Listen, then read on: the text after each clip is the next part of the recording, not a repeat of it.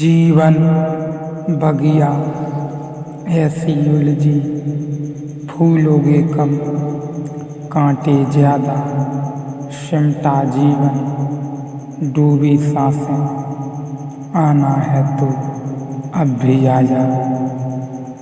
यदि आपने अभी तक पिछला अध्याय नहीं देखा है तो मैं आपसे आग्रह करूँगा, कृपया करके पिछला अध्याय देखें, उसके बाद ही इस अध्याय में प्रवेश करें। बायजीद, इतना पुण्य किया जरा जीव, तो मैं वैसे ही हो गया जैसे कि पापी हो जाता है। बायजीद ने कहा, मैंने इतना पुण्य किया फिर भी मैं पापी की तरह हो गया। इतना किया पुण्य लेकिन मृत्यु में कोई शांति तो नहीं मालूम पड़ती, तो उसके पार क्या शांति होगी। बहुत मन बेचैन है। खबर भेजी उसने कि अगर वह बौद्धि धर्म कहीं मिल जाए तो उसे बुला लाओ। मैं व्यर्थ 10 वर्ष हो गया।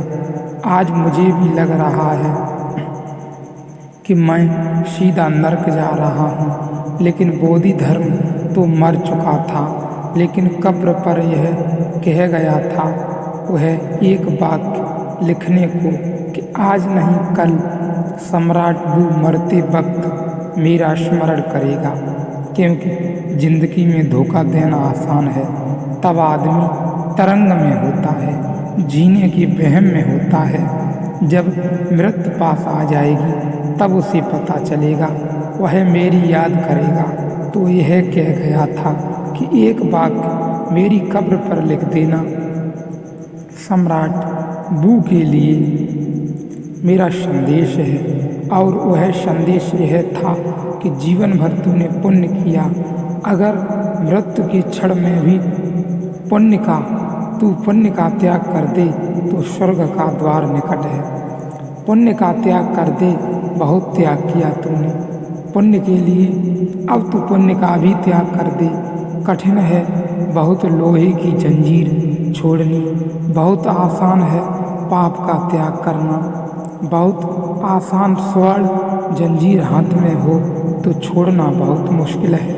आभूषण मालूम होती है और पुण्य से ज़्यादा स्वर्ण और क्या होगा। शुद्ध वर्ण है, छोड़ने की हिम्मत नहीं होती। लेकिन जो जानता है जंजीरें लोहे की हों चाहे सोने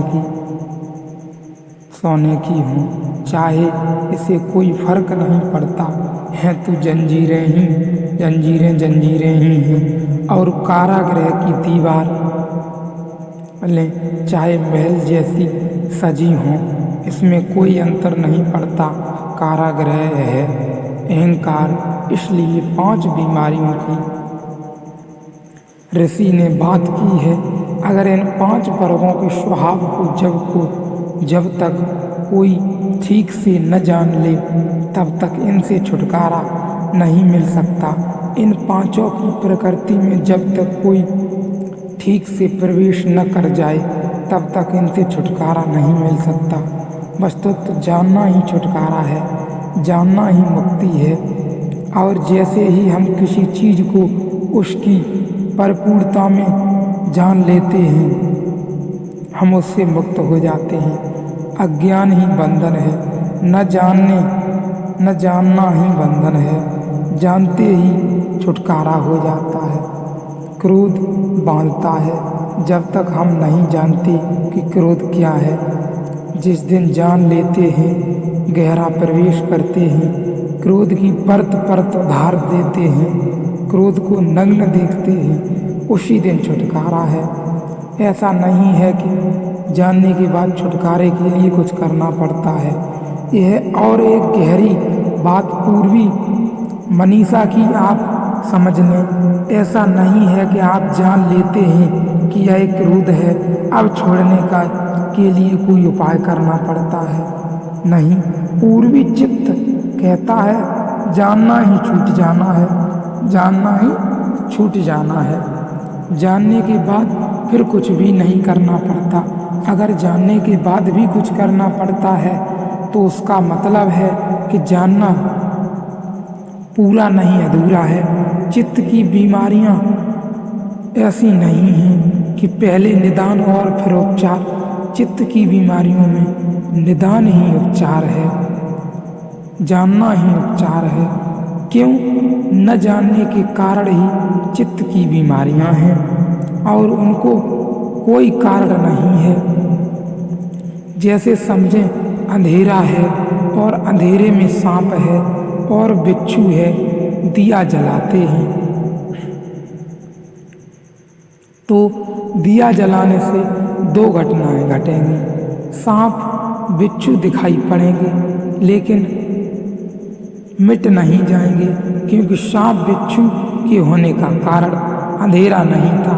अंधेरा केवल उनके न दिखाई पड़ने का कारण था। अब तो अंधेरा नहीं है तो सांप बिच्छू दिखाई पड़ेंगे, लेकिन कोई यह नहीं कह सकता दिया जलाया कि सांप बिच्छू गए। सांप बिच्छू को अब हटना पड़ेगा तो ज्ञानी काफ़ी नहीं है, कुछ करना भी पड़ेगा। लेकिन एक और घट रही है घटना, वहाँ दिया जलाया, अब क्या अंधेरे को भी हटाना पड़ेगा। यह दिया तो जल गया ठीक, अब अंधेरे को कैसे हटाएं? नहीं, अंधेरे के होने के कारण ही कुल प्रकाश का अभाव था। तो शरीर की जो बीमारियां हैं, शरीर की जो बीमारियां हैं, वे बीमारियां निदान भी चाहती हैं और उपचार है। शरीर की जो बीमारियां हैं वे बीमारियां उपचार भी है, लेकिन चेतना की जो बीमारी है उसमें निदान ही उपचार है। वहाँ दिया जला और अंधेरा गया। दिए एवं अंधेरे में कोई खास ताल्लुक नहीं है, क्योंकि अंधेरा केवल अभाव है, अंधेरा है नहीं। अंधेरा सदा से नहीं है, न है न था।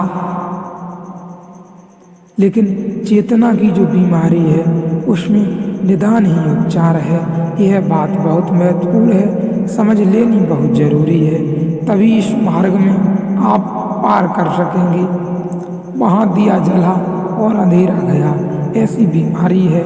तो ऋषि कहता है इन 5 वर्गों के स्वभाव वाला बनकर जीवात्मा बिना ज्ञान के इनसे छुटकारा नहीं पा सकता।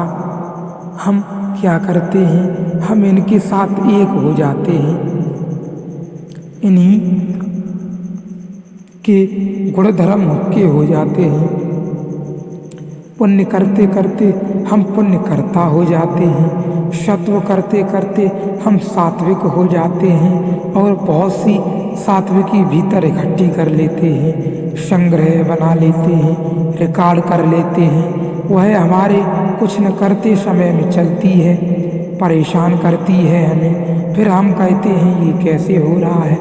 पाप करते करते हम पापी हो जाते हैं, जो हम करते हैं उसी के साथ एक हो जाते हैं। यह एक हो जाना अज्ञान है।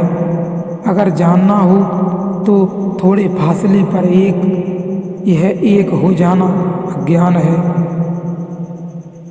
अगर जानना है तो थोड़े फासले पर खड़ा होना अनिवार्य है। जानने के लिए थोड़ी दूरी, थोड़ा फासला चाहिए।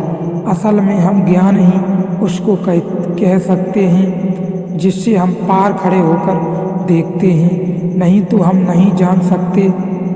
जिसे भी जानना हो उसे आँख के सामने रखना पड़े, उसका निरीक्षक बनना पड़े।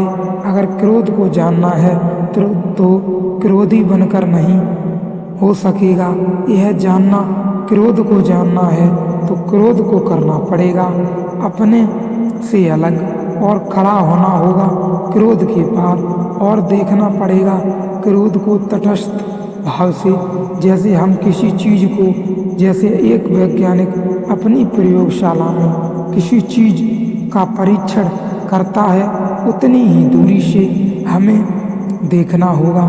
यदि हमें जानना है और छुटकारा पाना है, चाहे वह क्रोध हो, चाहे वह सात्विकी हो, चाहे वह पुण्य हो, उसके ठीक सामने खड़ा होना होगा, तभी उसे जानना होगा।